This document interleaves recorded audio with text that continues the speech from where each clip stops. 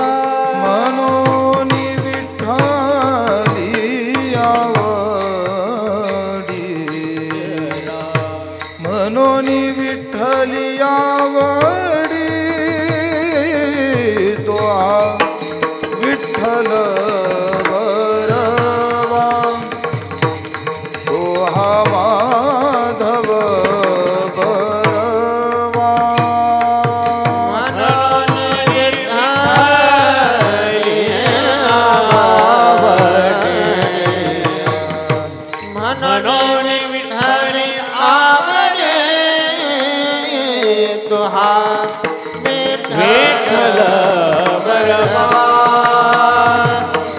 तुहा माधव बरवा सर्व सुखाचे आगरा सर्व सुखाचे सर्व सुखाचे आगरा सर्व सुखाचे आगरा बापर कुमा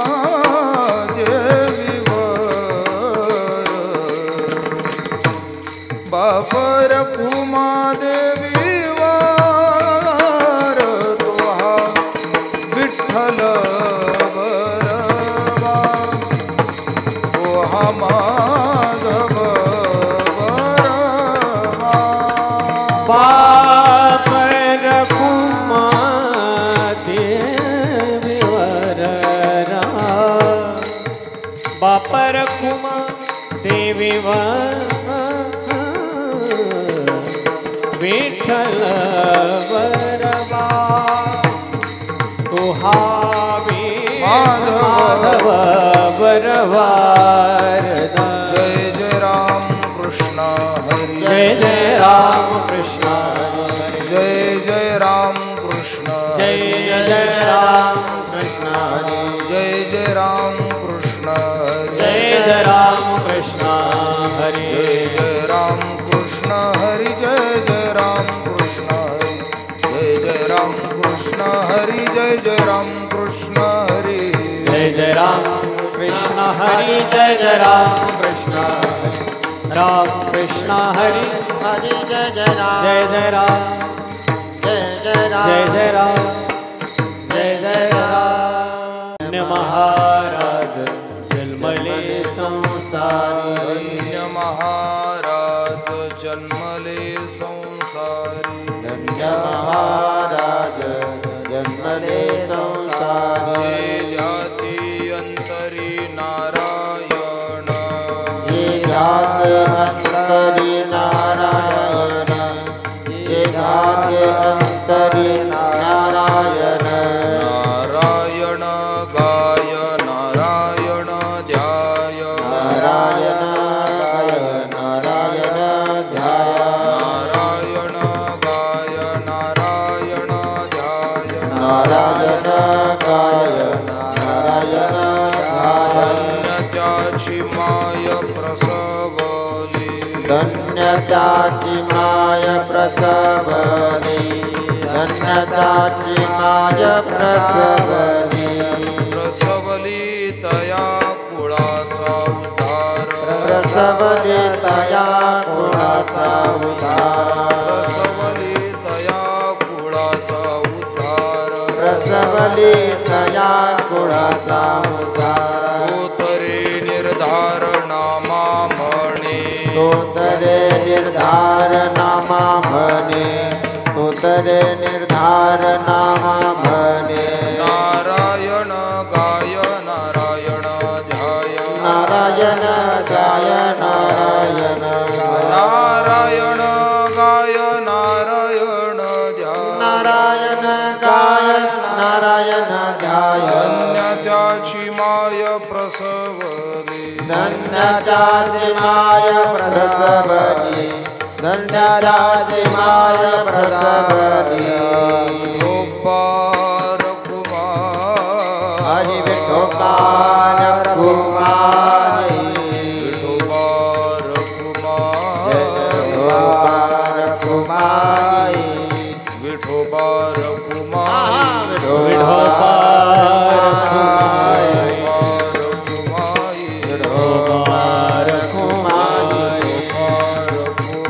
जय विठोबार कुमारी विठोबार कुमारी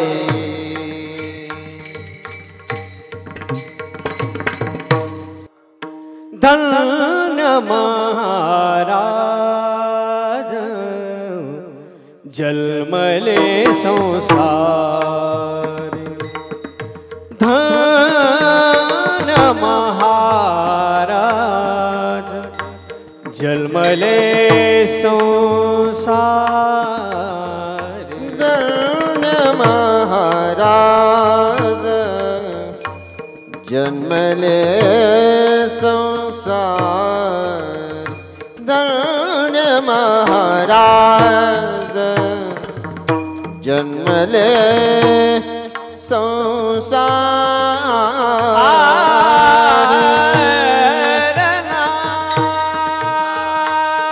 धन्य महाराज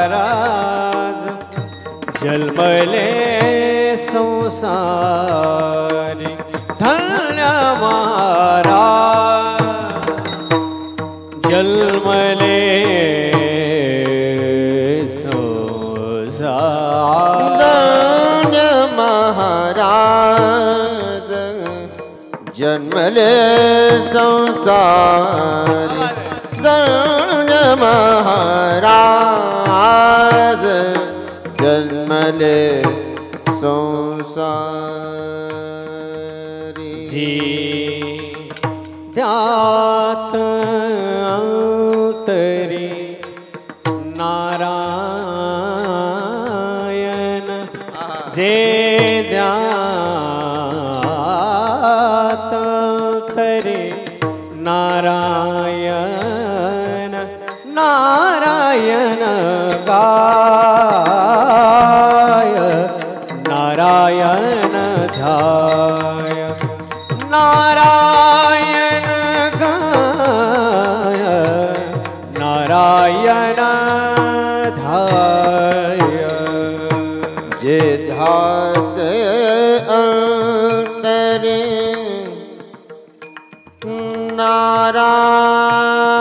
नारायण नारायण क्या बात जे ध्याते अंतरे नारायण नारायण गाय नारायण ध्याय नारायण गाय गाय नारायण ध्याय धन्य त्याची त्यासी माय धन्य त्यासी माय प्रसवली धन्य त्याची माय धन्य त्याची माय प्रसवले प्रसवले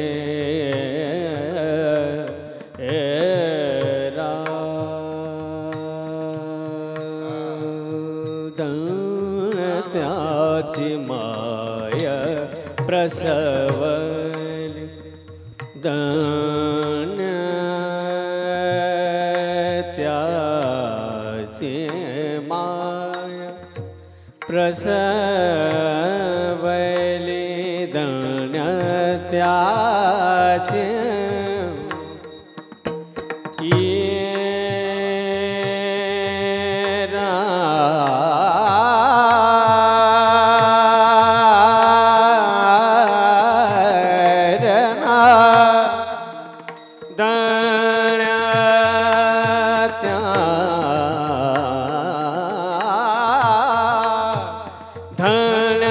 त्याचे माय प्रसवले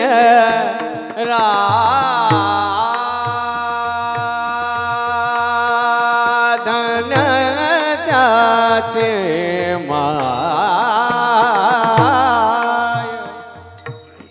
ये धन्य त्याची माय प्रसवली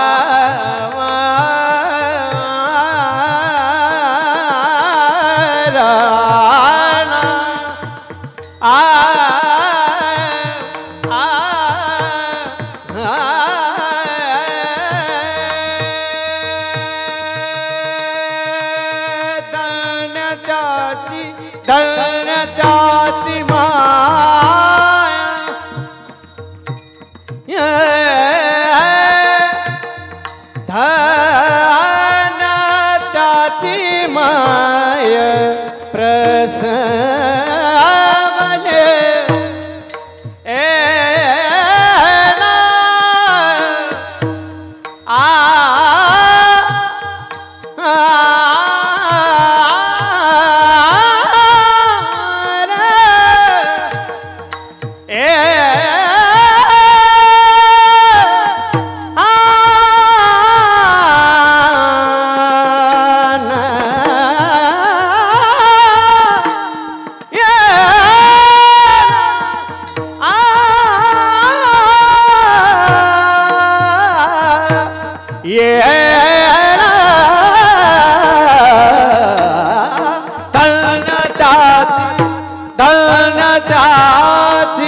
धन्यताची माय प्रसव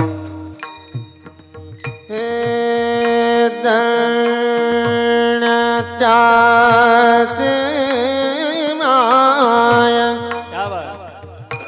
हे प्रसवने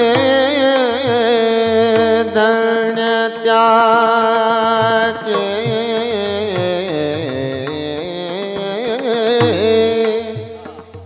माय प्रसवने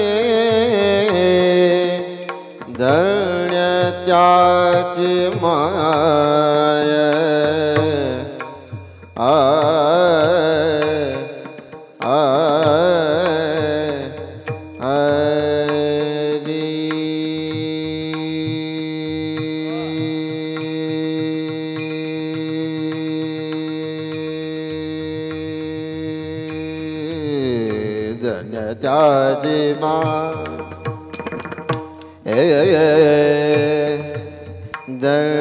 धन्यताची माय प्रसवली धन्यताची माय प्रसवली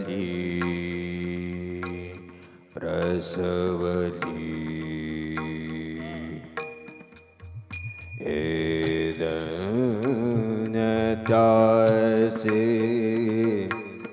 माय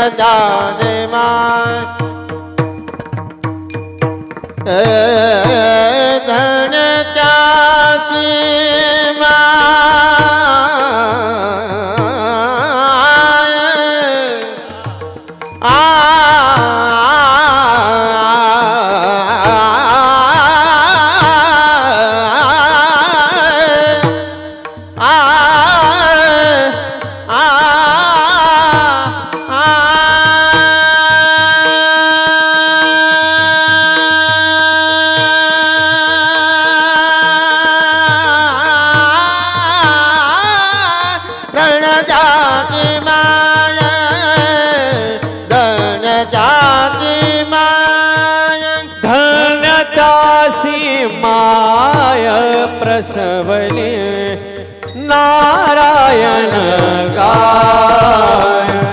नारायण गाय नारायण गाय नारायण गाय नारायण गाय नारायण विठ्ठल विठ्ठल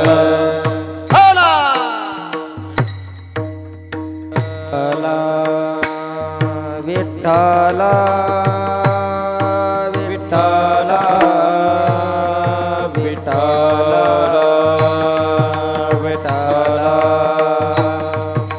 विठ्ठल विठ्ठल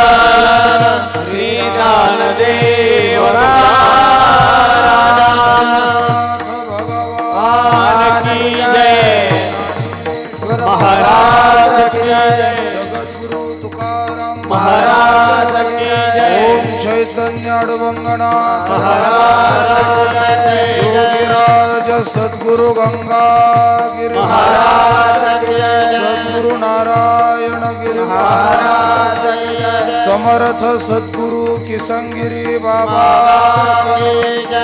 सद्गुरु जो महाराज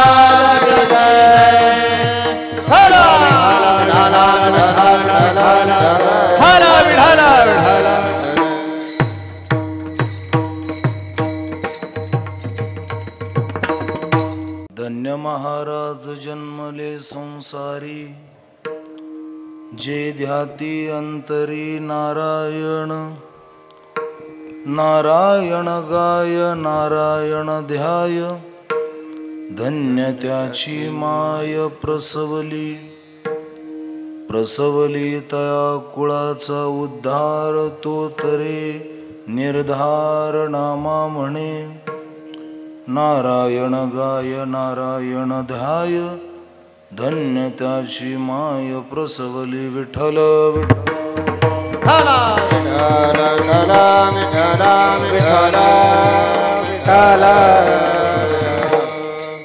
नमो सद्गुरु तुकया ज्ञानदीपा नमो सद्गुरु सच्चिदानंद रूपा नमो सद्गुरु भक्त कल्याण मूर्ती नमो सद्गुरु भास्करा पूर्ण कीर्ती या कुंदेन्तु तुषार हार धवला या शुभ्रवस्त्रामृता या वीणा वरदंड मंडित करा या श्वेतपद्मासना या ब्रह्माच्युत शंकर प्रभृतिभिर देवै सदा वंदिता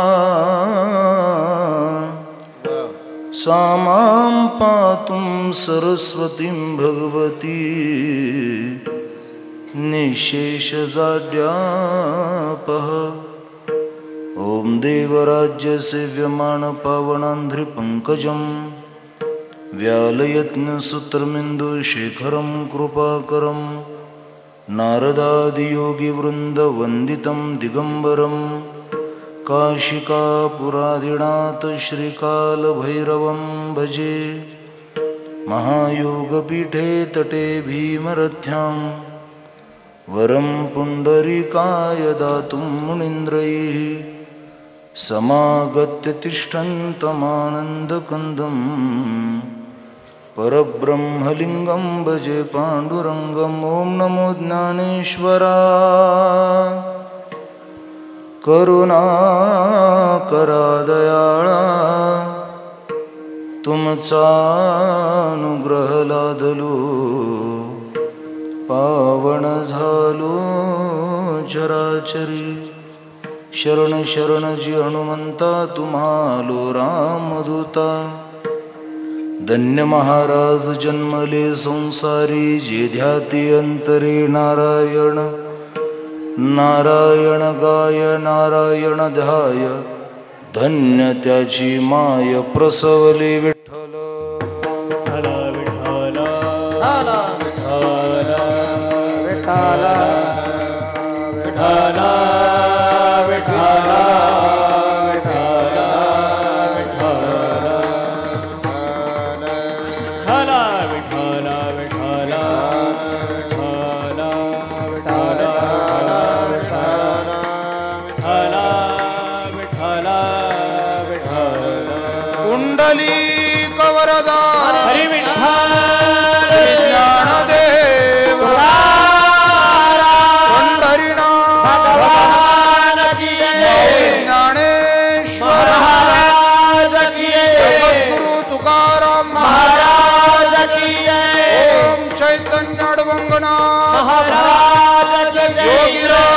सद्गुरु गंगागिरी महाराज की जय समर्थ सद्गुरु किसनगिरी महाराज की जय सद्गुरु नारायण गिरी महाराज की जय सद्गुरु जोग महाराज की जय प्रभु रामचंद्र भगवान की जय नमः पार्वती पतये हर हर महादेव हला विठला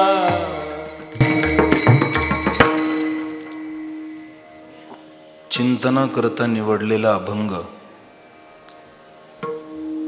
भगवंताचे लढीवाळ भक्त नामधारक संत शिरोमणी संत श्रेष्ठ नामदेव महाराज यांचा अतिशय प्रसिद्ध सर्वांच्या पाठातील परिचयातील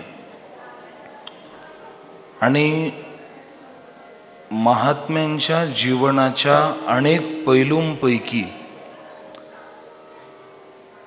महात्मे येतात या पृथ्वी तलावर त्यांच्या येण्याची पूर्व तयारी या अभंगात सांगितली आहे. विठ्ठल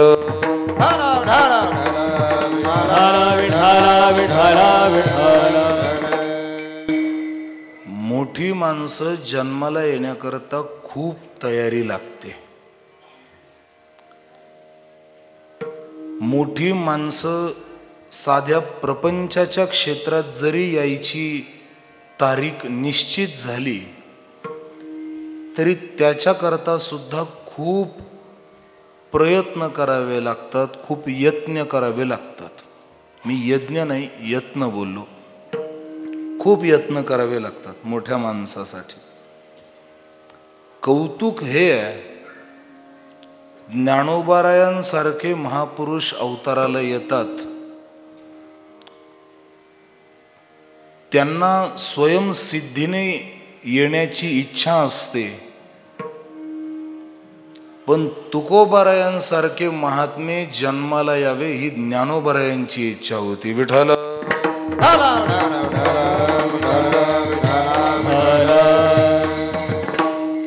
मोठे जन्माला येण्यासाठी, मोठे अवताराला येण्यासाठी सामान्याची इच्छा असून चालत नाही, इच्छा मोठ्याची असावी लागते.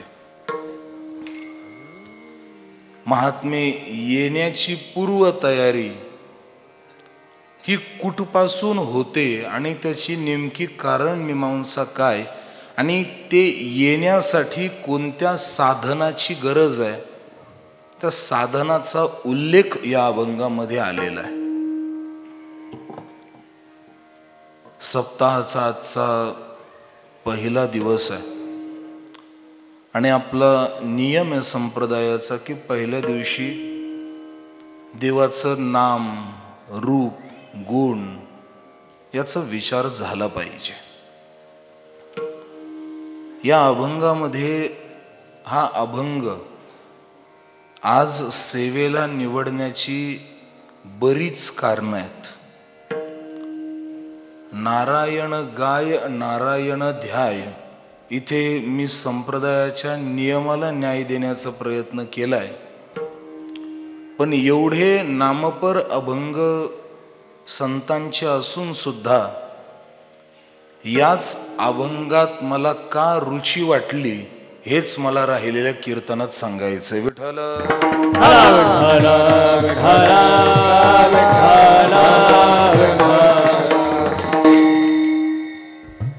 आजच्या कीर्तनाचं जरी हे निमित्त सप्ताहाचं असलं आणि तुम्ही कीर्तनकार म्हणून जरी मला इथं उभं केलेलं असलं तर आज मी काही फार अभंगावर बोलण्यासाठी किंवा फार वेगळं काही चिंतन मांडण्यासाठी काहीतरी वेगळं काहीतरी वाक्चातुर्य दाखवण्यासाठी मी इथं आलोय असं काहीच नाहीये. मुळात मी आज कीर्तन म्हणून फार काही करणाऱ्या अशातला काही प्रकार नाहीये. मग तुम्ही म्हणाल महाराज आले कशा करता?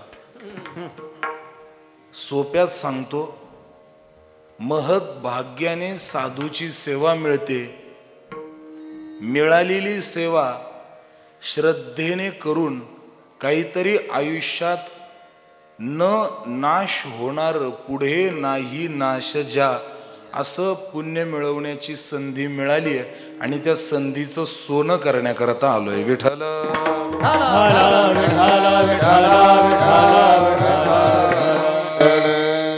संधी सगळ्यांना मिळत नाही. तिळे तिळे पुण्य साचा पडे, हे बहुता जन्मी जोडे.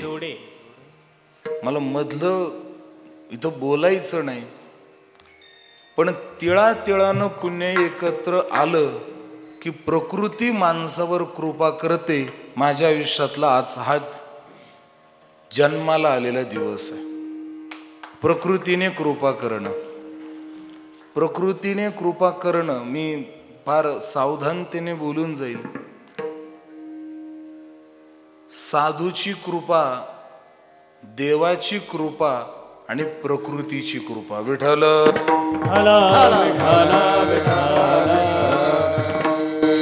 देव अनुकूल झाला की साधूची कृपा होते, साधू अनुकूल झाला की देवाची कृपा होते. आणि थोडं धीर गंभीरतेने पुढचं वाक्य बोलेन, साधूची आणि देवाची मिश्रित कृपा झाली की प्रकृती आपल्यावर प्रसन्न होते. आयुष्यातलं सर्वात मोठ्या श्रीमंतपणाचं द्योतक हे प्रकृतीची कृपा होणं आहे. म्हणून मी आज काही कीर्तन करण्याकरता किंवा फार काही वेगळं जे नेहमी, आता काय आपली गाठ काय आज पहिल्यांदा आहे अशातला भाग नाही. तुम्ही मला जुने नाही, मी तुम्हाला नवीन नाही. पण तरी सुद्धा मी काय आज कीर्तन करण्याकरता आलो नाही हे प्रथम नम्रतेने सांगतो. मी फक्त सेवा करण्यासाठी आलोय. पुण्य मिळण्याचं भाग्य आजच्या तारखेला माझ्या नशिबाने, माझ्या महत सत्कृपेने लाभलंय, म्हणून फक्त संत सेवा करण्यासाठी आलोय.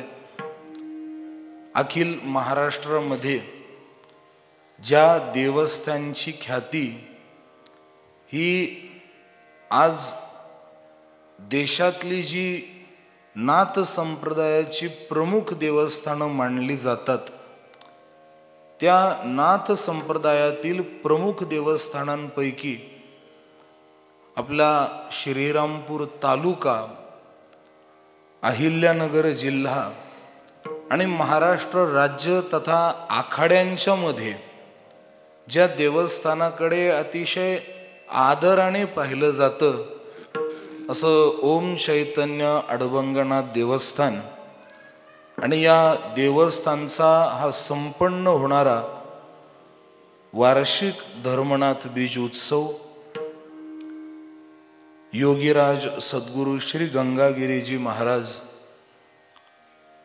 ब्रह्मलीन सद्गुरु श्री नारायणगिरीजी महाराज महात्म्यांच्या आशीर्वादाने तथा आपल्या सर्वांचेच आध्यात्मिक मार्गदर्शक, आपल्या या देवस्थानचे अधिपती आणि आपल्या सर्वांचे गुरुवर्य परमपूजनीय महंत स्वामी अरुणनाथ गिरीजी महाराजांच्या अधिपत्य तथा कुशल अशा मार्गदर्शनाने नेतृत्वाने हा संपन्न होणारा उत्सव. मला पहिला प्रश्न आज हा पडलाय की मला आज कीर्तनाला बोलवलं कोणत्या हिशोबाने, हा मोठा प्रश्न आहे माझ्या समोर. सगळ्या कीर्तनकारांची जर यादी पाहिली महाराज, तर मी या कीर्तनकारांच्या यादीत कुठंच बसत नाही. कुठंच बसत नाही. कुठंच म्हणजे कुठंच नाही. तुम्ही बळे जरी प्रयत्न केला, भाषा जरा सांकेतिक येऊ शकते, मी कुठंच बसत नाही. पण तरी बसवलंय म्हणण्यापेक्षा उभं केलंय. खरं म्हणजे मला फार मोठा प्रश्न पडलाय, मी आज काय कीर्तन करावं. हे देवस्थान मला जुनं नाहीये. हे देवस्थान मला फार जुनं आहे. मी अगदी लहान होतो तेव्हा महाराजांचं आमच्या गावामध्ये येणं असायचं, आमच्या घरीही येणं असायचं. म्हणजे मी जेव्हा संस्थेमध्ये स्वानंद सुखनिवासी गुरुनाम गुरु सद्गुरू जोग महाराज वारकरी शिक्षण संस्थेमध्ये ज्यावेळी शिकत होतो, अगदी त्याच समकालामध्ये पूजनीय स्वामीजींचं आमच्या गावामध्ये परिसरामध्ये हे अगदी त्या काळापासून येणं होतं, अद्ययावत सुरू आहे.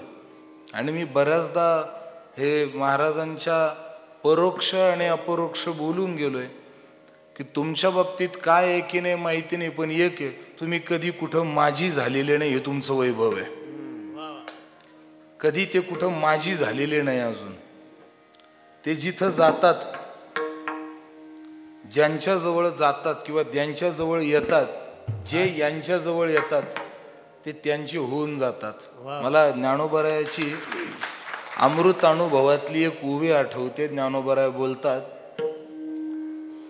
जई आपुलेनी स्वरूपाचे पाडे, जवळी येता रूप चोखडे, दवडू जाता तव न ल जाऊ साहे जीवे जेणे. ज्ञानोबराय आनंदी ब्रह्माचं रूप सांगतात की प्रपंचामध्ये कितीही माखून असलेला माणूस असू दे, एकदा त्याला ब्रह्मानंदाचा स्पर्श मिळाला की त्याला प्रपंच गोड वाटत नाही. तसं महाराजांच्या जवळ कोणीही असो, तो कसाही असो, मी शब्द फार जपून वापरतो या, मी माणसं पाहिली आहेत तशी, तो कसाही असो, मग तो कुठपर्यंतही जाऊ द्या शब्द, तो कसाही असो, एकदा इथे चिकटला की तो परत तुटत नाही. विठ्ठल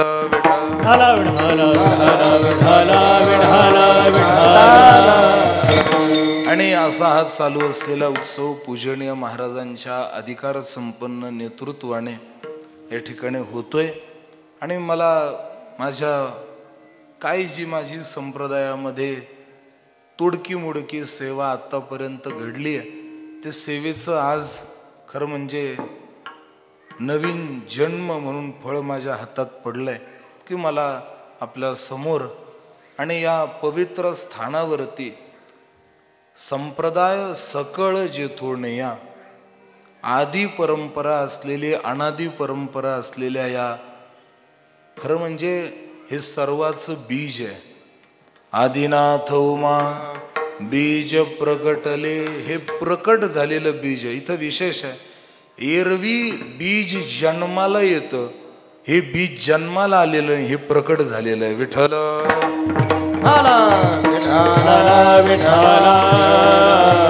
नित्यम शाश्वतोहम अजन्मेसीनि बीजानम प्रसादेस्तु संप्रदायम नाथम पुन्नंती कृत्यये. हे जे शास्त्रात आलेलं वचन आहे, जगातली प्रत्येक परंपरा जन्माला येते, पण प्रकट झालेली परंपरा ही फक्त नाथ संप्रदायाची परंपरा आहे आणि त्याचं हे पुण्यपावन स्थान आहे. आणि या पुण्य पावन स्थानावरती धर्मनाथ बीजेच्या या उत्सवानिमित्ताने पहिल्या दिवसाची सेवा आदरणीय पूजनीय गुरुवर्य महाराजांच्या आदेशाने ही आमच्याकडे आली. या सेवेसाठी उपस्थित महाराष्ट्रातील अतिशय सर्व कीर्तनकारांचं लाडके व्यक्तिमत्व आणि संगीत क्षेत्रातील एक दिग्गज गायनाचे आचार्य परमपूजनीय आदरणीय गुरुवर्य प्रकाशजी महाराज कातकडे गुरुजी, त्यांच्या बरोबरीने आदरणीय परमपूजनीय संगीत क्षेत्रातील गायनाचे आचार्य परमपूजनीय गुरुवर्य किशोरजी महाराज शेळके गुरुजी, या दोघांचीही पवित्र पावन उपस्थिती. त्यांचा परिचय शब्दातून द्यायची गरज नाही, त्यांच्या चालीमधनं त्यांचा परिचय होतो. आणि हे खरं आहे, माणसाचा खरा परिचय चालीतूनच होतो.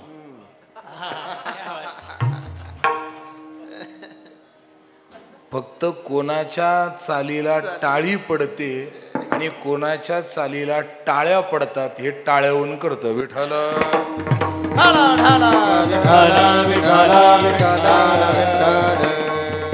मी सुरुवातीला सांगितलं, मी काही कीर्तन करण्याच्या उद्देशाने दिघे पाटील आज आलेलो नाही. मी फक्त आज तुमच्याशी जुन्या पुराण्या ज्या काही आपल्या संबंधातून निर्माण झालेल्या आठवणी आहे त्याच्याविषयी फक्त काही हितगुज करण्याकरता आले. कीर्तन वगैरे काही करणार नाही. मी काही कीर्तनकार फार मोठा नाही किंवा कीर्तनातलं मला काही जास्त कळत नाही, मी जास्त त्यातला तज्ज्ञ नाही. मी फक्त थोडा वेळ बोलण्याकरता आलेलो आहे. आदरणीय मृदंग क्षेत्रातील अतिशय प्रसिद्ध नाव परमपूजनीय गुरुवर्य संतोषजी महाराज दीक्षित, राहता येथे त्यांची नाद ब्रह्म वारकरी शिक्षण संस्था आहे. आणि आज जवळजवळ 100 पेक्षा जास्त विद्यार्थी हे आदरणीय महाराजांच्या संस्थेत महाराष्ट्राचं भविष्य तयार होत आहे. त्यांना मनापासून धन्यवाद. इकडे आदरणीय गुरुवर्य सखारामजी महाराज जाधव या ठिकाणी उपस्थित आहे. आपण सर्व त्यांना ओळखता, पण बाबा त्यांचा एक बंदिस्त आणि सगळ्यांना जास्त नसलेला परिचय जर सांगायचा झाला तर आता 500 वर्षानंतर आपण राम जन्मभूमीचं एवढं मोठं पर्व गेल्या आता 2 दिवसापूर्वी त्याला वर्ष होऊन गेलं. त्यावेळी ढाचा पाडण्याकरता जे इकडनं माणसं गेले होते त्यातले एक कारसेवक म्हणजे आदरणीय महाराज आहेत. महाराज ढाचा पाडायला होते, तिथं होते आणि ते कसे जिवंत आले हे त्यांनी एकदा मला सांगितलं होतं. त्यांच्या जीवनात ब्रह्मलीन सद्गुरू नारायणगिरी महाराजांची काय त्यांना जेवढी काही सेवा घडली, महाराज बोलले बाबांची सेवा घडली म्हणून तिथं पाडलं आणि इथपर्यंत जिवंत आलो. पाडायला ते स्वतः होते. म्हणून महाराज तुमचे या हिंदू राष्ट्रावरती खूप उपकार आहेत, आम्ही त्याचं कायम स्मरण ठेवू. विठ्ठल विठ्ठल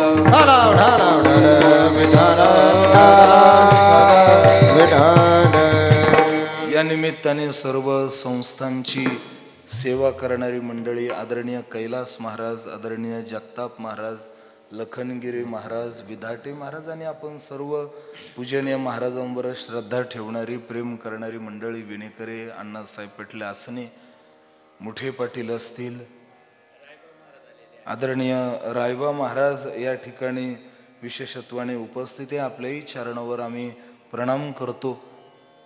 त्या संबंधाने इकडे ओमकार महाराज काशीद दहेगाव संस्थांचे मृदंगाचार्य आहेत, तेही या ठिकाणी आवर्जून उपस्थित आहेत. अकोलकर महाराज आणि आपण सर्व देवस्थानची ही सर्व गुणीजन विद्यार्थी मंडळी, विनेकरी महाराज, अण्णासाहेब पाटील दिघे, पत्रकार आसने पाटील, प्रमोद अण्णा आसने, मांकाळ वाडगावहून आलेली मंडळी, वडाळा महादेवहून आलेली मंडळी, खोकरहून आलेली मंडळी, भोकरहून आलेली मंडळी, दिघे पाटील संगमनेरहून आलेत. तुम्हाला खरं म्हणजे मनापासून धन्यवाद आहेत. आपली उपस्थिती निश्चित आम्हाला आनंद देते. आपल्याला धन्यवाद. पुढे महाराजांवर प्रेम करणारी बरीच मंडळी आहे. पिंपळ सोनादरणीय लक्ष्मणराव चिकणे पाटील ते या ठिकाणी उपस्थित आहेत. चिकणे पाटीलांचा मुलगा हा सुरुवातीला आपल्याच आश्रमामध्ये होता आणि महाराजांनीच नंतर स्वानंद सुखनिवासी सद्गुरू जोग महाराज वारकरी शिक्षणमध्ये त्याला पाठवलं आणि त्यांच्या आशीर्वादाचा, महाराजांच्या आशीर्वादाचा परिणाम की आमच्या कृष्णाला आज कुरेकर बाबांच्या जेवणाची सेवा मिळली. विठ्ठल विठ्ठल.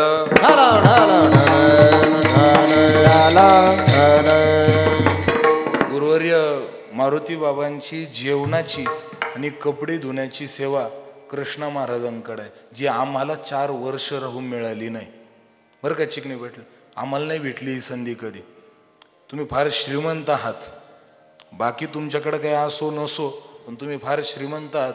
मारुती बाबांची सेवा कृष्णा महाराजाला मिळते. आपल्यावर निश्चित हे संतांचे आशीर्वाद आहेत. राजू भाऊ जगदाळे ते या ठिकाणी उपस्थित आहेत. भोकरहून बरीच मंडळी आलेली आहेत. आदरणीय काळे डॉक्टर या ठिकाणी उपस्थित आहेत. मुठे साहेबही, मुठे सर उपस्थित आहेत. त्यांनी डोंगरीजी महाराजांच्या भागवताची टीका स्वलिखित केली आहे.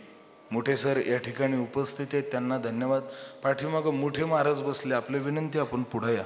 मी जरा उशिरा पाहिला आपल्याला, विनंती आपल्याला पुढे या. विठाला विठाला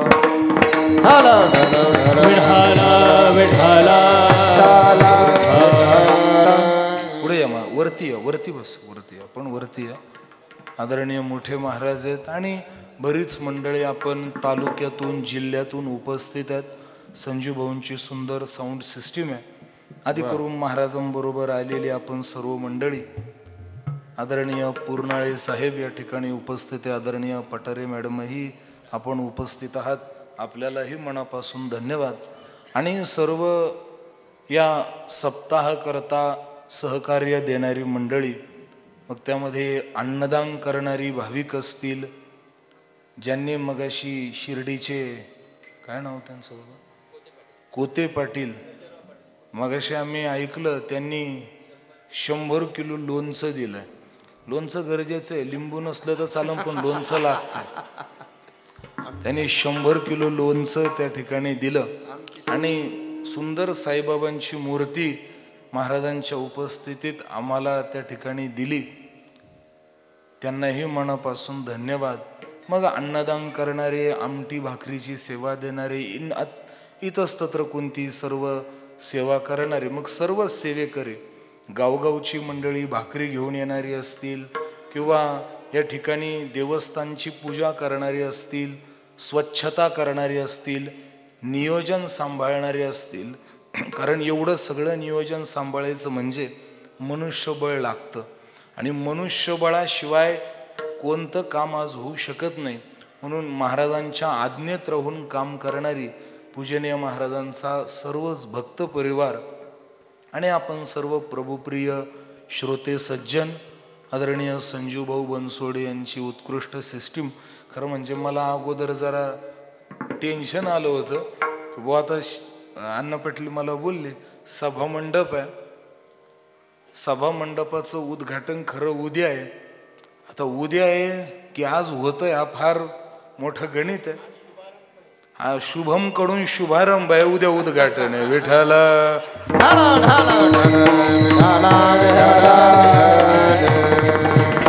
नियोजनस्तत्र दुर्लभा.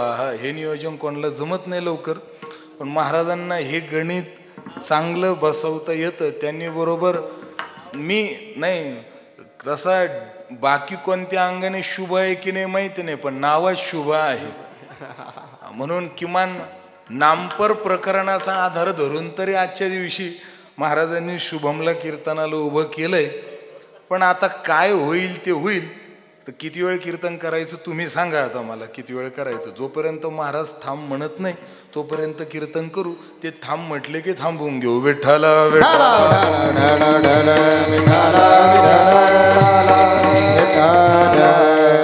संतांची सेवा आहे, ग्रंथांचं पठण आहे आणि सगळं आयुष्यातली धडपड तुमची आमची सुखाकरता सुरू आहे. म्हणजे हे जगातलं सर्वात मोठं आश्चर्य आहे की जगात कोणी सुखी नाही, हे सुद्धा मोठ्यांचंच वाक्य आहे. जगी सर्व सुखी असा कोण आहे, हे सुद्धा मोठ्यांचं वचन आहे. आणि सुखी होण्याचं सूत्र सुद्धा तेच सांगतात. हे फार मोठं गणित आहे, हे अजून उलगडलेलं नाही, हे उलगडणार पण नाही. किती साधी गोष्ट आहे. सुखी कोणी नाही हे पण तेच सांगतात वमने पाटील, आणि सुखी होण्याचं सूत्र सुद्धा तेच सांगतात. म्हणजे तुझं कधीच लग्न होणार नाही आणि हिच्याशी लग्न कर, हे असं गणित आहे. विठ्ठल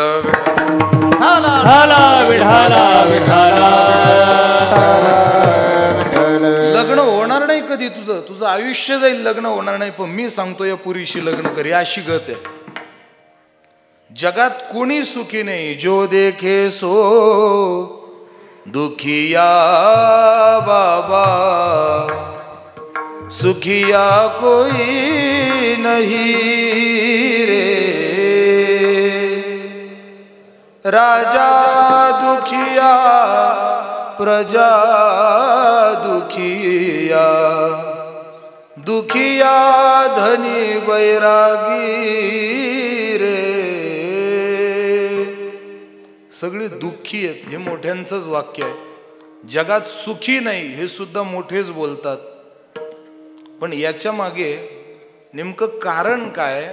मीमांसा अशी आहे की ज्या अर्थी सुखी नाही असं म्हणतात हे सुद्धा कधी कधी खरं वाटतं. पण काही जणांकडं पाहिल्यानंतर यांच्या इतकं सुखी कोणीच नाही अशी सुद्धा उदाहरणं दिसतात. मला एक सांगा, एक साधा प्रश्न आहे.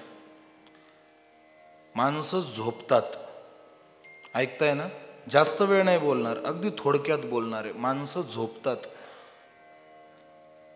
दुर्दैवाने आम्ही ज्यांच्या जवळ झोपतो आम्ही त्यांच्या सुद्धा चांगल्याच्या बऱ्यावर नाही होत. आम्ही ज्यांच्या जवळ राहतो, आम्ही ज्यांच्या जवळ बसतो, आम्ही ज्यांच्या जवळ झोपतो, आम्ही दुसऱ्याला कल्याणकारक नाहीये. आणि ज्यांच्या जवळ झोपतो ते सुद्धा आम्हाला काही चांगले दिवस दाखवू शकत नाही.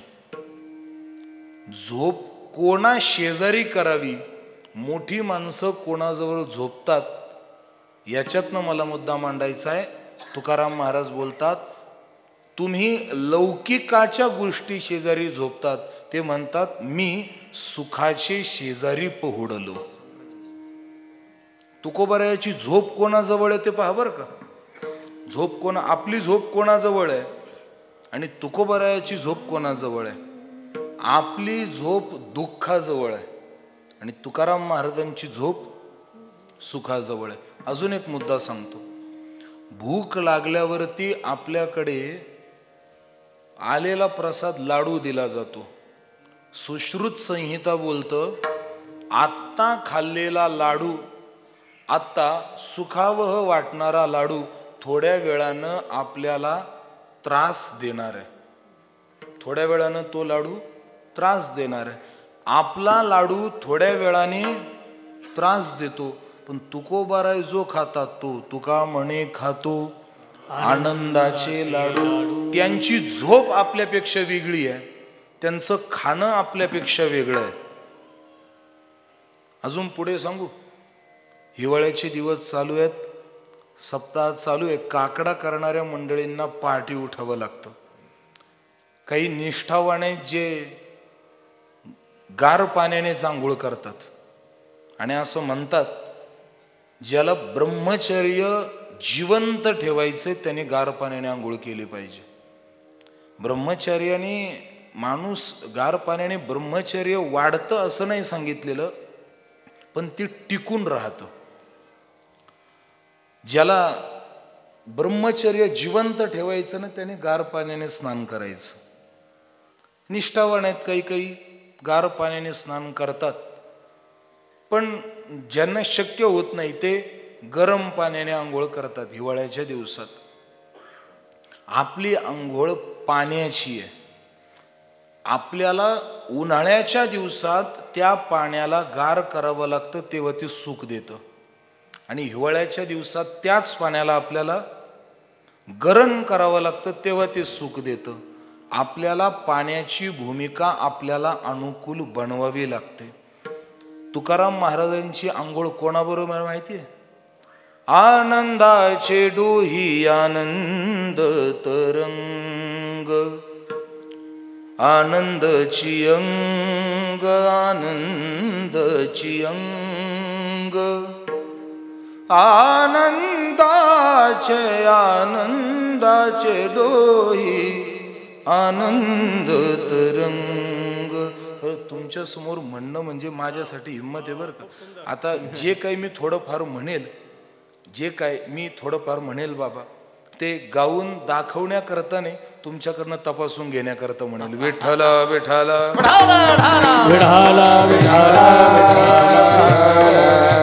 आपलं आणि संतांचं गणित इथंच बिघडतं. आपली धाव नवीन गोष्टींकडे आहे. लोकांचं आपलं गणित इतकं विचित्र आहे महाराज. घरी जर बायको स्वयंपाक करत असली तर बायकोला आपण सांगतो स्वयंपाक करते ना, मग भाजी कर, पण भाजी अशी कर हॉटेलमध्ये जशी होते तशी कर. मी बरोबर बोलतोय ना? तुम्ही संन्याशी नाही ना? आग्रह काय आहे?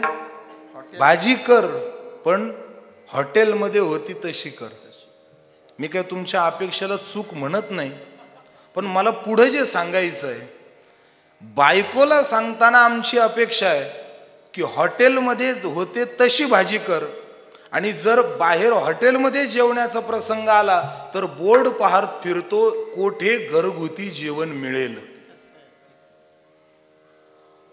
नाही कळलं? घरात बायकोला काय सांगतो? हॉटेलमध्ये बनते तशी भाजी बनव, आणि बाहेर जेवायला गेला तर बोर्ड पाहतो येथे घरगुती पद्धतीचे जेवण मिळेल, तिथं जेवायला जातो. आपलं गणित असं आहे. नको त्या ठिकाणी नाविन्य शोधायची आपल्याला सवय आहे. अहो किती कुतूहल आहे आयुष्याचं पहा. शहरातली लोक सकाळी सकाळी व्यायामाला जातात, आणि व्यायामाला जाण्यासाठी त्यांच्याकडे एक विशिष्ट जागा आहे. काय म्हणतात तिला? पोरांनो काय म्हणतात रे? काय? जिम. ते जिम मध्ये जातात व्यायामाला. मला सांगायचं काय, नीट लक्ष देऊन ऐका.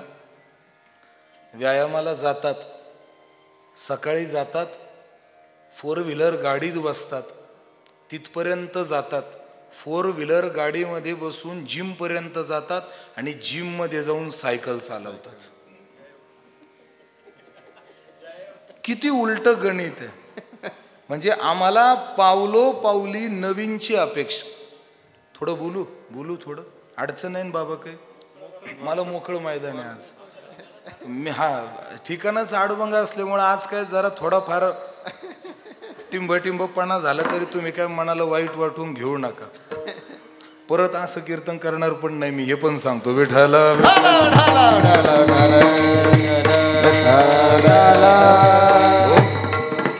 नको त्या ठिकाणी आपल्या नको त्या अपेक्षा नाविन्याकडे झुकत चालल्यात.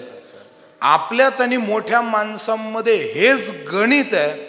आपल्याला नको त्या ठिकाणी बदलत्या काळात नवीन शोधायची सवय लागली आहे, आणि संत नवीन जरी झाले तरी पण अपेक्षा जुन्याची करतात.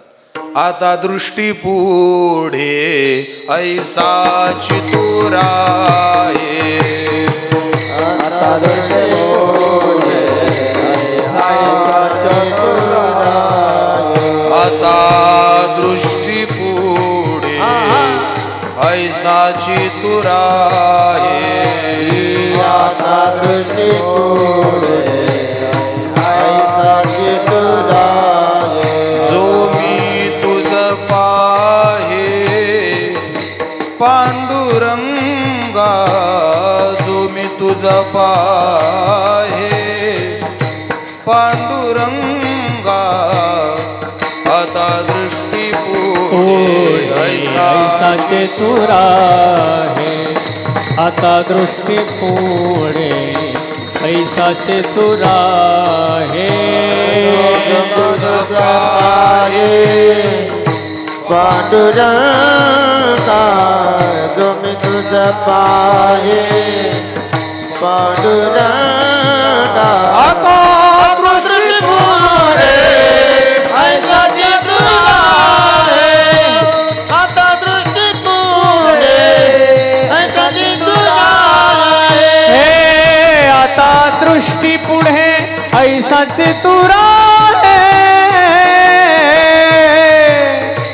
जो मी तुझ पाहे पांडुरंगा जो मी तुझ पाहे पांडुरंगा आता दृष्टी पुढे ऐकाची तुला जो मी तुझा पाहे पांडुरंगा जो मी तुझा पाहे पांडुरंगा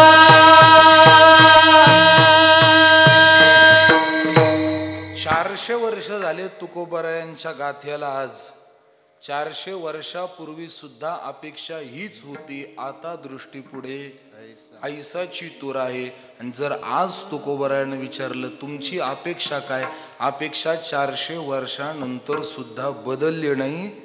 आजही अपेक्षा एवढीच आहे. आता दृष्टी पुढे ऐसा. आपली धाव नवीन शोधण्याकडे आहे, संतांची धाव जुनं शोधण्याकडे आहे. आणि या प्रकारची वृत्ती ज्या महात्म्यांमध्ये राहते ना, असे महात्मे जन्माला येतात. ते जिथं जन्माला येतात ती भूमी धन्य आहे. अभंगाचं पहिलं चरण. धन्य महाराज जन्मले संसारी धन्य महाराज जन्मले संसारी धन्य महाराज जन्मले संसार धन्य महाराज जन्मले संसारे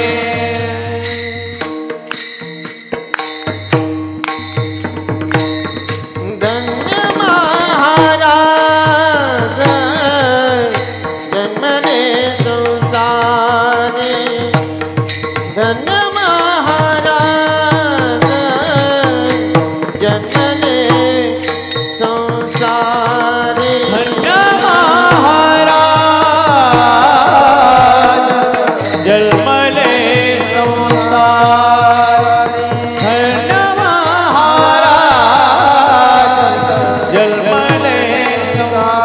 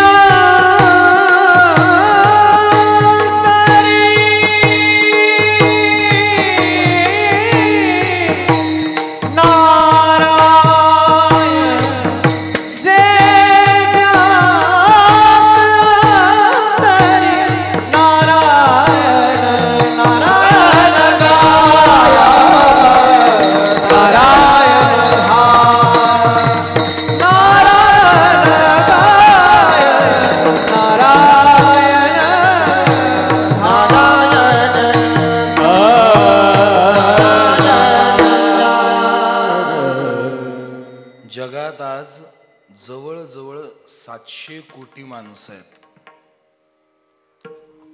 जगाची लोकसंख्या पाहिली तर 700 कोटी पर्यंत लोकसंख्या आहे.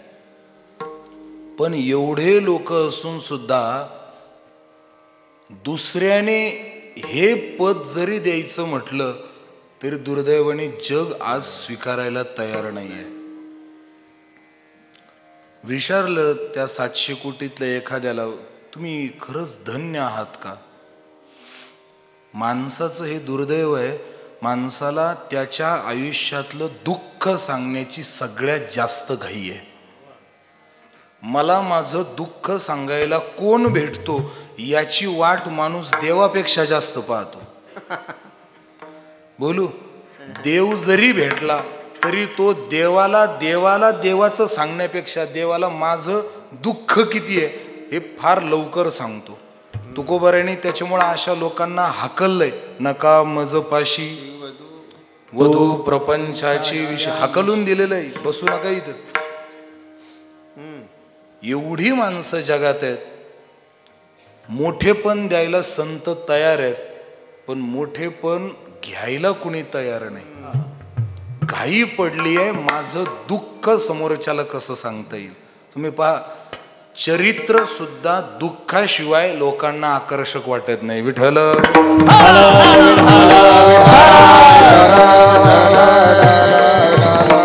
तुम्ही सगळे जगात फिरणारी माणसं आहात, मला फक्त एकच प्रश्न विचारायचा आहे,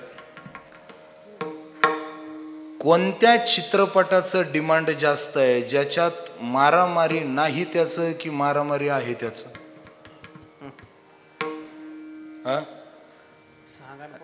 ज्या चित्रपटात खलनायक नाही त्या चित्रपटाला कोणी विचारित नाही आज. म्हणजे आपल्याला सुद्धा वाईट लोक पाहिल्यावर किंमत द्यायची सवय झाली आहे. विठ्ठल जोपर्यंत माणसाची समोर कोणीतरी वाईट म्हणून दुःख सांगणारा जोपर्यंत येत नाही तोपर्यंत माणसाला तो आपला वाटत नाही. नाती सुद्धा आज समसुखी लोकांची नाहीये, समदुःखी लोकांची आहे. विठ्ठल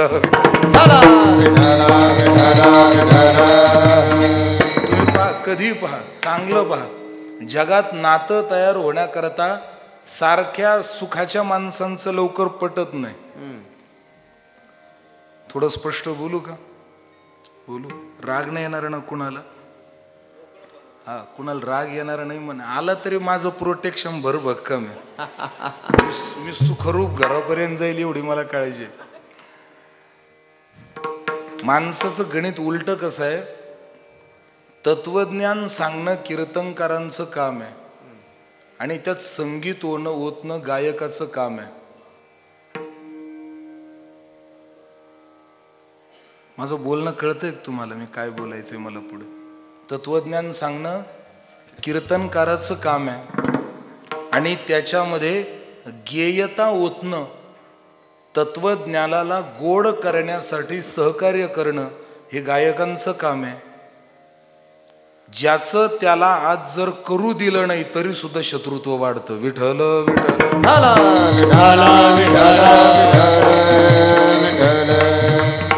ज्यांना कळालं त्यांना धन्यवाद, बाकीच्यांनी पंगत आहे ना बाबा, खुशाल जेवण करून जा. विठ्ठल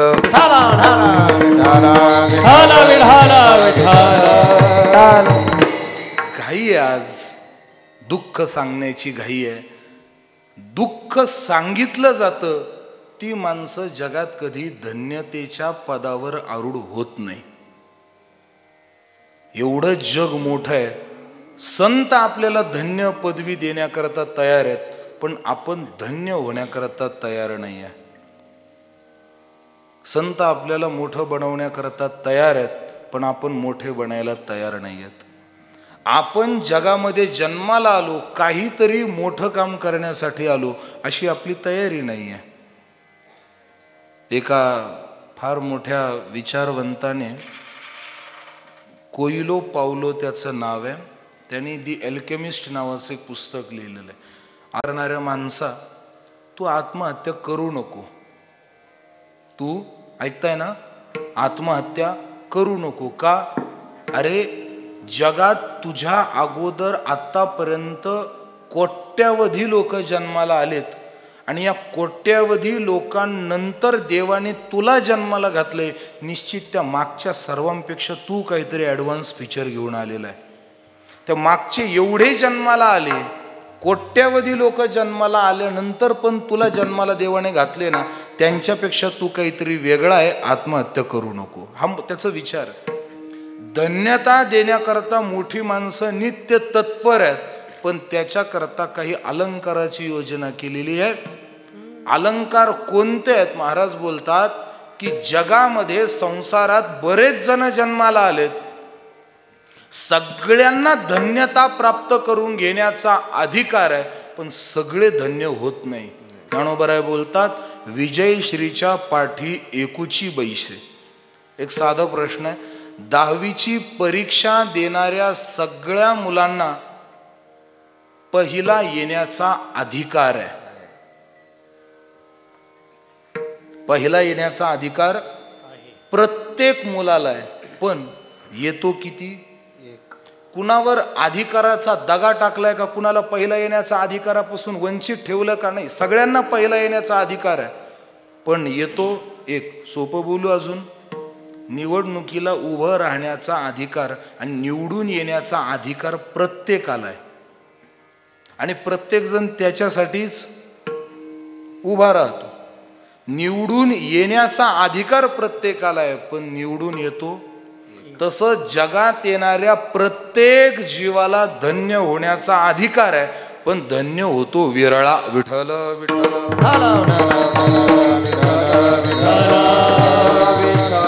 एवढी लोक जगात आहेत, पण मोजकी धन्य आहेत. त्यांचं लक्षण जे ध्याती अंतरी नारायण.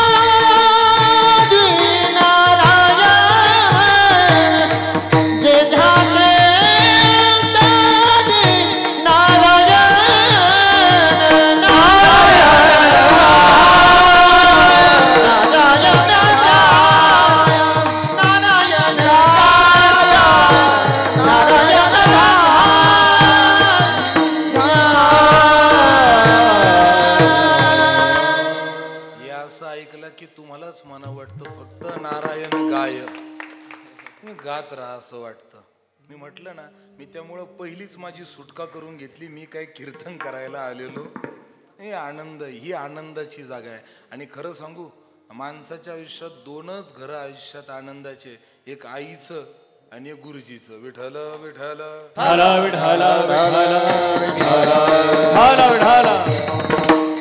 त्यामुळं इथं काय कुणी बंधन टाकण्यात मजा नाही. तुम्हालाही नाही, मलाही नाही. ऐका, मी सुरुवातीला बोललो का हा अभंग निवडला. झालं असं, एकदा इतिहासात एक घटना घडली होती. इतिहासात लासूर स्टेशन माहिती आहे? लासूर स्टेशन. लासूर स्टेशनला एक बाळ जन्माला आलं. आगाठाण नावाचं गाव होतं, आगाठाण. आणि आगाठाण गावी जन्माला आलेलं एक बाळ चांगल्या आईबापाच्या पोटी जन्माला. एक लक्षात घ्या, चांगली मुलं जन्माला यावी असं वाटत असेल तर आई बापाचे DNA सुद्धा चांगले लागतात. तसं जमत नाही. आई तरी चांगली लागते, नाहीतर दोन्हीकडचं एक तरी कुळ परमार्थिक पाहिजे. त्या बाळाला आईकडच्या कुळातून परमार्थ लाभला आणि आईकडच्या कुळातून लाभलेला परमार्थ आणि नियम आहे देवाचा, देव भक्ता लागी करुणेदी संसार. शाळा शिकूच दिली नाही. काय बोलतोय लक्ष देऊ नाही का? तर शाळा शिकू दिली नाही आणि शाळा न शिकू दिल्यामुळे एकदा आजोबांबरोबर कीर्तन ऐकलं. कीर्तन ऐकल्याचा परिणाम आता परत माघारी जायचं नाही ठरवलं आणि जसे निघाले तसे बेटावरती आले. बेटावरती येऊन शिष्यत्व पत्करलं. सद्गुरूंच्या कृपेने ते बाळ आज अरुणगिरी महाराज म्हणून प्रसिद्ध झालं. मी हे का सांगितलं? धन्य महाराज जन्मले संसारी. पुढं मुद्दा आहे माझा. संसारी जन्मले म्हणून धन्य नाही. ज्यांचं कीर्तन ऐकलं ते नारायण गिरीजी आणि त्या कीर्तनातून ध्यास लागला. नारायण गाय नारायण ध्याय. विठ्ठला विठ्ठला. आपल्या गुरुवरती श्रद्धा ठेवली. बाकी कुठंच काहीच माहिती नव्हतं. हाताला धरून शिकवलं गुरुने. याच्यापेक्षा काय मोठं भाग्य पाहिजे अजून? जगद्गुरु शंकराचार्यांचे एक शिष्य होते हस्तामलकाचार्य.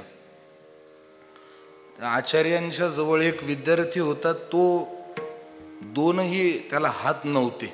मी अगदी धावतो सांगतो. घड्याळाकडे माझं लक्ष आहे. 10-15 मिनिटात थांबणार आहे. काळजी नका करू. कीर्तन तसं 2:45 सुरू झालंय. सरकारी नियमानुसार कीर्तनाची वेळ 2 तास. मग 2 तास जर कीर्तनाची वेळ आहे तर मग कीर्तन किती वाजेपर्यंत करायला पाहिजे? किती? 4:45. पण आता एवढा पण अतिरेक करण्यात चिकणे भेटली मजा नाही आहे. मी 4:20 4:25 पर्यंत थांबतो. विठ्ठल माहितीये मला कुणी जास्त वेळ सहन करू शकत नाही. मला याची पूर्ण जाणीव आहे. आणि त्यातल्या त्यात दुसरं, मी जेवढं पाठ केलंय मी त्याच्यापेक्षा जास्त बोलू शकत नाही किशोर महाराज. त्याच्यामुळं माझं फक्त 1-2 पानं राहिले तेवढे 10 मिनिटात संपणार आहे. विठ्ठल विठ्ठल.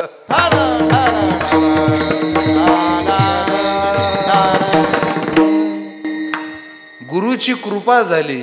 हस्तामलकाचार्याचं सांगत होतो. एक शिष्य होता ज्याला हात नव्हते, लिहिता येत नव्हतं. पण आचार्याने शेजारी बसवलं आणि त्याच्याकडनं घनपाठ करून घेतले. मला ती घटना आणि ही घटना अगदी सारखी वाटते. तिकडे जगद्गुरु शंकराचार्यांनी वेदाचे पाठ करून घेतले आणि इकडे नारायणगिरी बाबांनी बाबांकडून ज्ञानोबराया तुकोबरायांच्या ग्रंथाचे पाठ करून घेतले. ही कृपा आहे. ही कृपा आहे.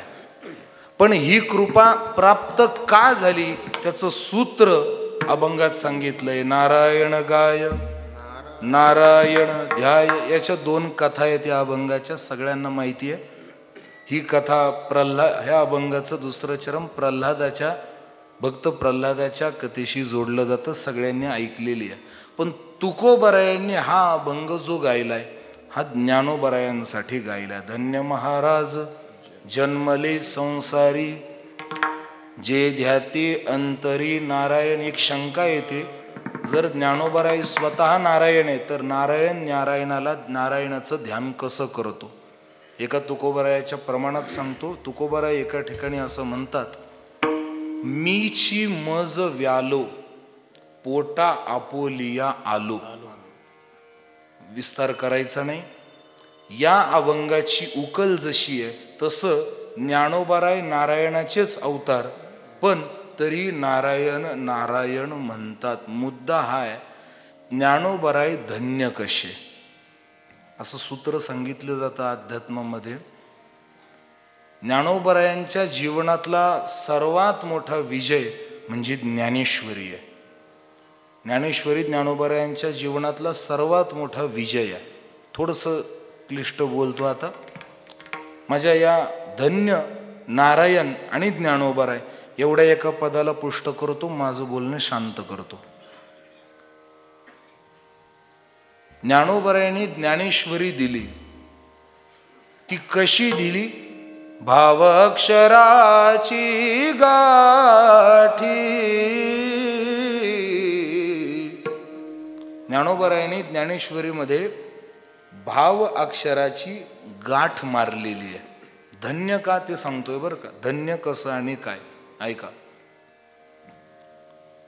खरं म्हणजे ज्याला साहित्य निर्माण करायचंय त्याच्याकडे अक्षराची श्रीमंती पाहिजे. एक संस्कृतमध्ये एक फार मोठे कवी होऊन गेले, त्यांचं नाव माघ कवी. माघ नावाचे एक कवी होऊन गेले. त्या माघ कवीने जे काव्य रचलं, ते रचलेलं जे काव्य आहे त्या काव्याचं नाव आहे शिशुपाल वध. माघ कवीने त्यात त्याने अशी भाषा रचली आहे. भाषा अशी रचली, नीट लक्ष देऊन ऐका. त्याने त्यामध्ये संस्कृत सूत्र आणलेत. श्लोक असे आहेत की ज्या श्लोकामध्ये दुसरं अक्षरच नाही, एका अक्षराचा अनुष्टुप छंद आहे. 32 अक्षरांचा मिळून एक आपल्याकडे श्लोक तयार होतो. जशी संगती आहे, धर्मक्षेत्रे कुरुक्षेत्रे समवेता युयोत्सव, 16चा गट. माम अका पांडवा अश्चैव, निम्मा पडला किम अकुर्वतः संजयो. ही 32चा अनुष्टुप साधारण छंद पडतं.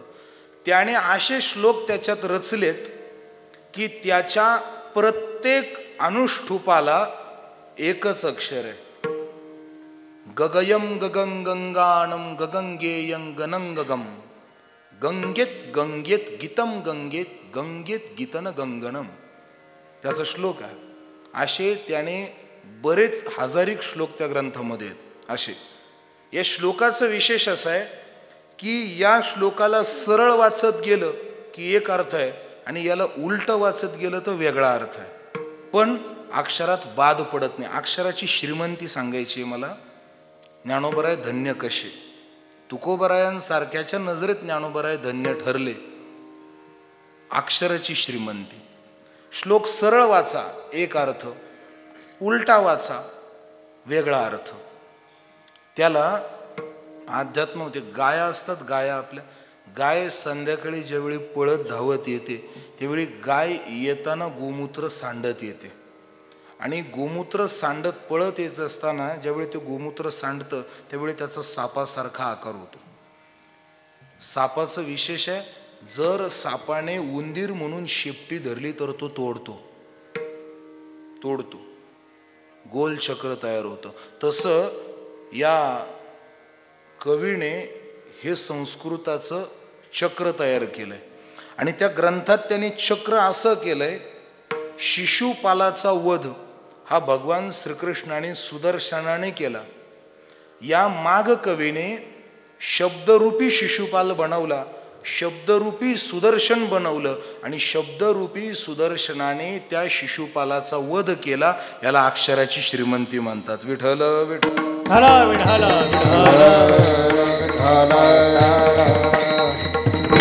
काय बोललो ते कळलं का? पण त्याने ग्रंथात शिशुपाल अक्षरांनी मारला. अक्षररूपी सुदर्शनाने त्याने शिशुपाल मारला.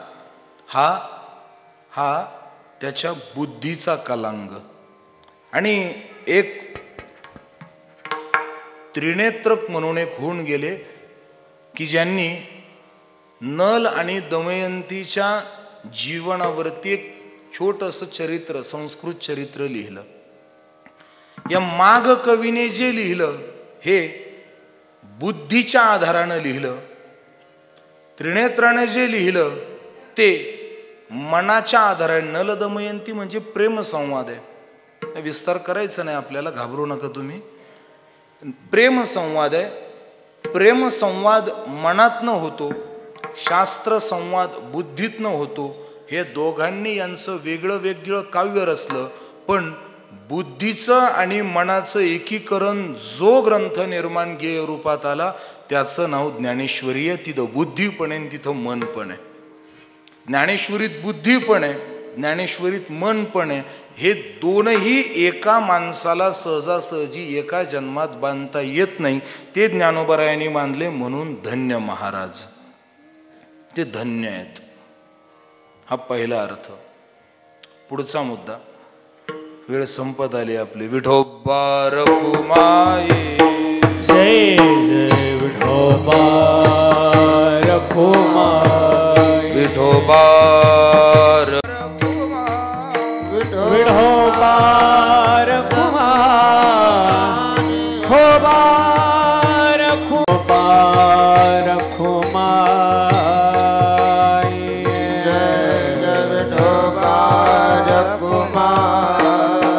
विठोबा रखुमाई, हरी जय जय विठोबा रखुमाई. चला विठोबा रखुमाई, जय जय विठोबा रखुमाई, विठोबा रखुमाई, विठोबा रखुमाई, विठोबा रखुमाई, विठोबा रखुमाई, विठोबा रखुमाई, विठोबा रखुमाई, विठोबा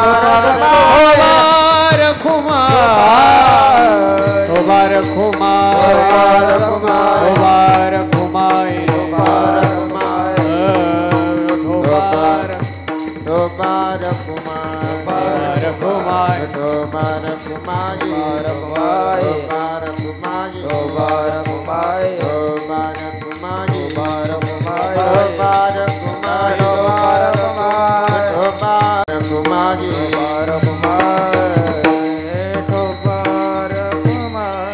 ज्ञानेश्वर माऊली धनराज माऊली, ज्ञानेश्वर माऊली ज्ञानराज माऊली, ज्ञानेश्वर माऊली माऊली.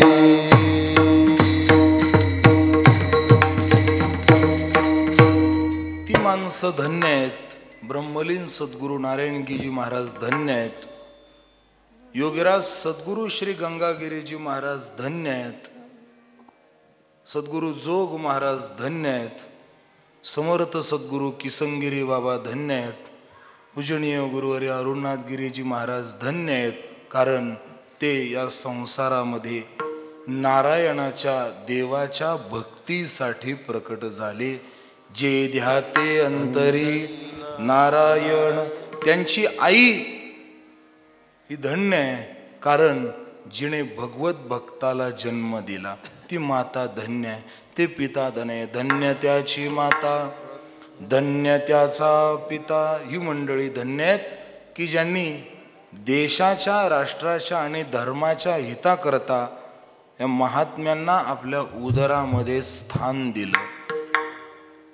आई वडिलांनी उदरात स्थान दिलं नाही तर महात्मे जन्माला येऊ शकत नाही. म्हणून ही महात्मे तर धन्यच आहेत. पण त्या मातेने प्रसूतीच्या ज्या वेदना सहन केल्या, त्या प्रसूतीच्या वेदनांनी ती माता पवित्र झाली, अपवित्र नाही झाली. कारण उपनिषदांचं असं म्हणणं आहे, तत्प्रसूत्वं निषिदंशोऽहं मानं कृते निभावनात् ब्रह्मातेति उपजनन्ति पवित्रं पुण्यं क्षिणेत्सणम्. उपनिषदांचं असं म्हणणं आहे की एरवी विटाळ हा अपवित्र आहे, पण ज्या धर्मातनं, ज्या देह धर्मातनं महात्मे जन्माला येतात तो विटाळ सुद्धा पवित्र मानलाय उपनिषदांनी. हे महात्मे येतात, आपल्यावर कृपा करतात. तुम्ही सांभाळिले संती भय निरसले, आणि त्या मातेचा तो प्रसवतेची वेदनेचा तो धाक या जगाच्या आणि तिच्या कुळाच्या उद्धाराला कारण ठरतो. शेवटचं चरण, प्रसवलिता या कुळाचा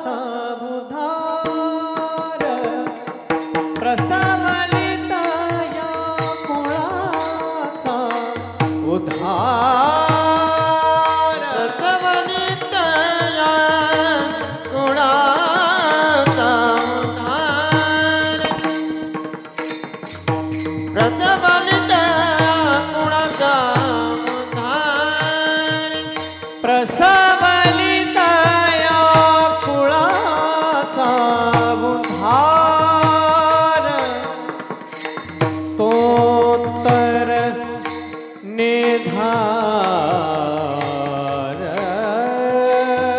नामा नावार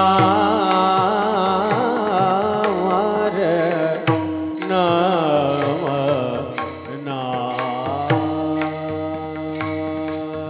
नामा प्रसवलितया कुळाचा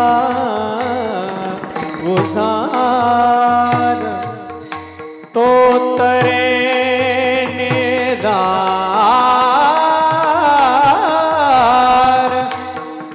नामा म्हणे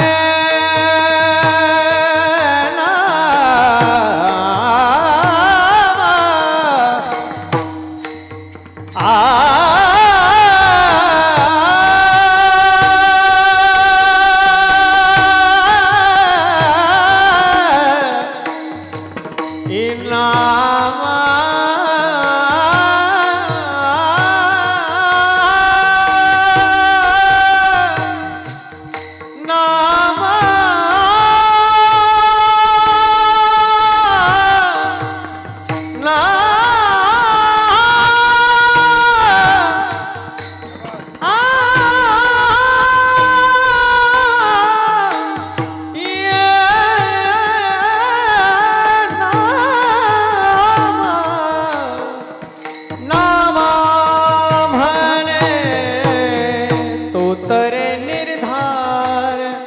नामा म्हणे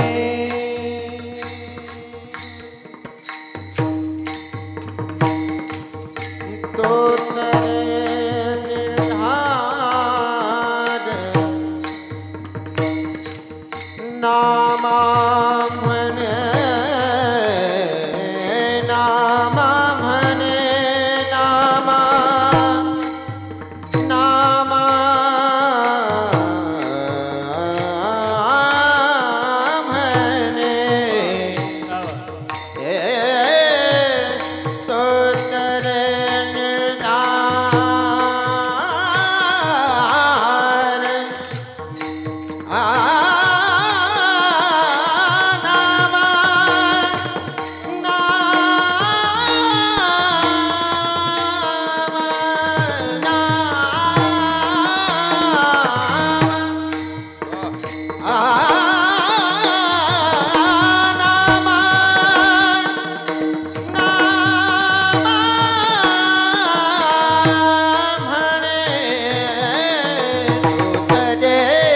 निर्धार नामा म्हणे नारायण गाय नारायण धाय नारायण गाय नारायण नारायण धाय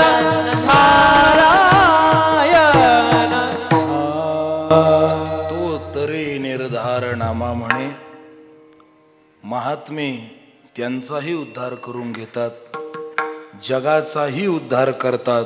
ते त्याच्यासाठीच आलेले. उद्धारया जन जड जीव, आपलं कल्याण व्हावं म्हणून तुकोबाराय, ज्ञानोबाराय, योगीराज सद्गुरू श्री गंगागिरीजी महाराज, ब्रह्मलीन सद्गुरू श्री नारायणगिरीजी महाराज ही महात्मे फक्त आपल्यासाठी आली आहेत. आणि आज जे या सृष्टीचं चक्र चालू आहे, आज या सृष्टीचं जे चक्र चालू आहे ना, सूर्याचं रोजचं उगवणं, चंद्राचं वर येणं, पृथ्वीचं गुरुत्वाकर्षण, हे फक्त या महात्म्यांच्या साठी सुरू आहे. आपल्यावर फार उपकार आहेत. आपली लोक मान्य करत नाही तर लोकांना काय म्हणावं, लोक आईबापाला मानत नाही, बाकीच्याला कधी मानायचे, त्यांच्याकडनं ही काय अपेक्षा करायची, आपण द्या सोडून चला. पण खरं सांगतो,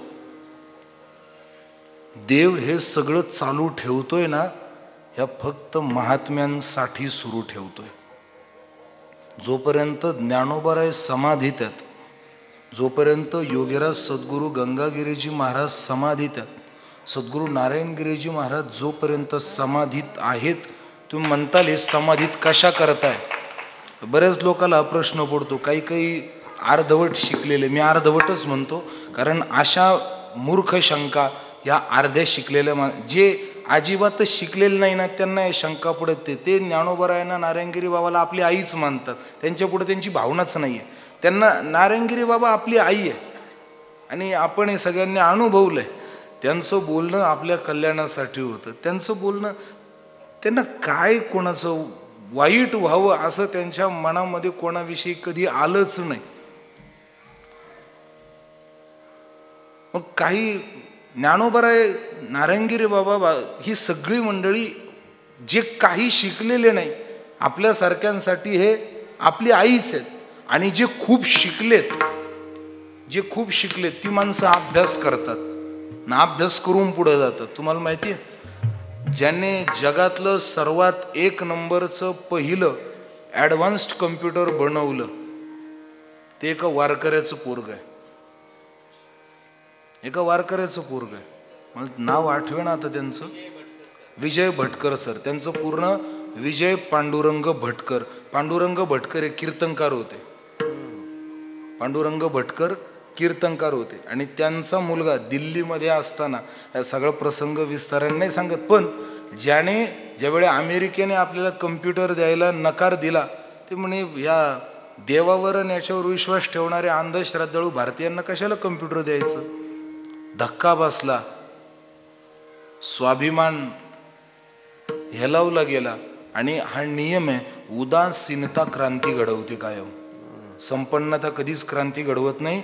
रिकामच पोट कष्ट करायला भाग पाडतं, भरलेलं पोट नाही. उदासीनता क्रांती घडवत असते. धक्का बसला अंतःकरणाला. त्यावेळेचे पंतप्रधान राजीव गांधींकडनं वेळ मागितली, मला फक्त सहकार्य करा. आणि त्यावेळी अमेरिकेसारखं कम्प्युटर बनवतो असा शब्द दिला आणि अमेरिकेपेक्षा ॲडव्हान्स्ड कम्प्युटर बनवलं. हा भारतीय तत्वज्ञानाचा विजय आहे. आणि बनवल्यानंतर, ही काय दंतकथा नाही, डॉक्टर विजय भटकर अजून जिवंत आहेत. आणि दर ज्ञानोबरायांच्या कार्तिकी वारीच्या वेळी त्यांची आळंदीला ज्ञानेश्वरीवर प्रवचनं होतात. ज्याने अमेरिकेच्या बुद्धीला धक्का दिला तो ज्ञानेश्वरीवर बोलतोय. शिकलेली माणसं कधी देवाधर्माच्या आड विरोध बोलत नाही. हा खेळ मधल्या लोकांचा आहे, जे पूर्ण शिक्षितही नाही आणि जे अशिक्षित नाही, अशा अर्धवट लोकांना या सगळ्या शंका पडतात. अशा एका जणाने प्रश्न मला विचारला. एकदा विद्यापीठामध्ये आपण सावित्रीबाई फुले विद्यापीठामध्ये शिवाजीनगर मार्गे जो प्रवेश जातो ना, पुढे गेल्यानंतर 2 रस्ते फुटतात. 2 रस्ते फुटले बाबाजी की बरोबर दोन्ही रस्त्यांच्या सेंटरला डाव्या बाजूनं जर गेलं तर तिथे एक संत नामदेव सभागृह आहे. आणि बऱ्याचदा त्या सभागृहामध्ये MPSC UPSCच्या मुलांना व्याख्यान द्यायला बऱ्याचदा प्रसंग आला, बऱ्याचदा आला. आम्हाला वाईट याचं वाटतं, तिथं गेलं ते व्याख्यान वगैरे झालं की नंतर प्रश्नोत्तरी असते. मी UPSCच्या पोरांचं सांगतोय बरं का, UPSC करणारे, कारण मी बरेच 35शीतले UPSC रिकाम टेकडे पाहिलेत, जे सगळीकून अर्धवट राहिले. मला कुणावर टीका करायची नाही, मग टीका करावा असा माझा काही उद्देशही नाही. पण वाईट हे बोलण्याला आम्हाला भाग का पडलं जातं, तर 2 तास तिथं जाऊन आम्ही बुद्धिमत्तेवर व्याख्यान देतो, मानवीय विचारावर, विचारप्रधानतेवर, विज्ञानावर. पेहराव हा असतो. विज्ञानावर जाऊन व्याख्यान देतो. 2 तास विज्ञानावर अस्खलित व्याख्यान ऐकतात आणि 2 तास व्याख्यान ऐकून मग विचारतात, देव आहे का? माझं बोलणं कळतंय का तुम्हाला? 2 तास विज्ञानावर व्याख्यान ऐकतात प्रमोदांना, विज्ञानावर या पेहरावातल्या माणसाचं व्याख्यान ऐकतात आणि 2 तास व्याख्यान ऐकल्यानंतर विचारतात, जगात देव आहे का? अरे धोत्रावाला जर विज्ञानावर बोलू शकतो, याच्यापेक्षा देवाने अजून काय चमत्कार द्यायचं? तरी विचारतात. शाळेत न गेलेला माणूस जर वेदांत बोलतो, याच्यापेक्षा देवाचा आणि गुरुचा अजून काय चमत्कार दाखवायचा? काय दाखवायला गरज काय? अजून कुठं जायचं दाखवायला? गरज नाही कुठं जाण्याची. अशी अर्धवट माणसं विचारतात, हे ज्ञानोबरायांनी समाधी घेतली कशा करता? काय गरज समाधीची? गंगागिरी बाबांनी समाधी घेतली, नारायणगिरी बाबांनी त्यांना समाधी दिली कशा करता? तर त्याचं एवढंच उत्तर आहे, बाबा तुझ्या अजून बऱ्याच पिढ्या जन्माला यायच्या आहेत. तुझ्या भविष्यात जन्माला येणाऱ्या पिढ्यांना सूर्य दिसला पाहिजे, चंद्र दिसला पाहिजे, गुरुत्वाकर्षण दिसलं पाहिजे, समुद्र जागेवर राहिला पाहिजे, पृथ्वीच्या गर्भातला लावा पृथ्वीतच दबून राहिला पाहिजे. हे सगळं चक्र जर असंची असं अजूनही शतकानुपिढ्याने तुला जर तुझ्या पुढच्या पिढींना दिसावं असं वाटतंय ना, ते दिसावं म्हणून गंगागिरी बाबा समाधीत आहेत.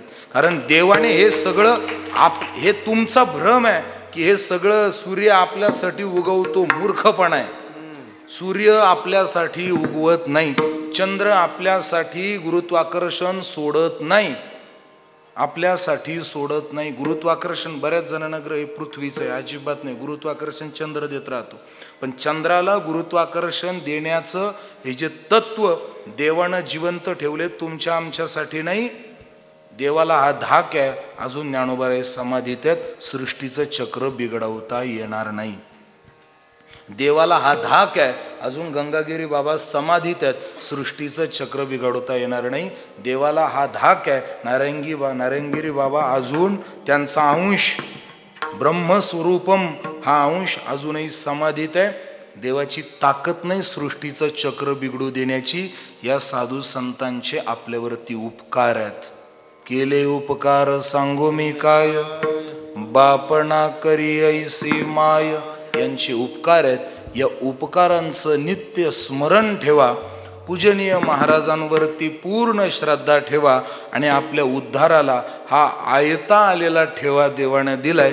आपल्या उद्धाराचा मार्ग प्रशस्त करून घ्या. यांचं एकच काम आहे, वाढता हा पुण्य धर्म केला. पुन्हा एकदा सर्वांना धन्यवाद देतो.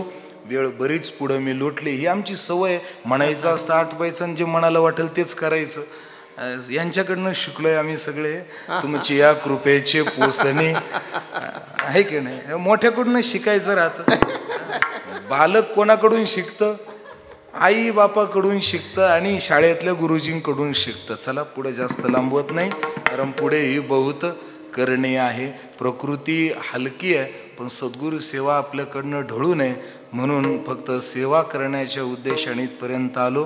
पुन्हा एकदा झालेली सेवा आपल्या सर्वांच्या चरणी पूजनीय स्वामीजींच्या चरणी समर्पित करू आणि सेवेला विराम देऊ. विठ्ठल जय जय विठ्ठल, जय विठ्ठल, जय जय विठ्ठल, जय विठ्ठल.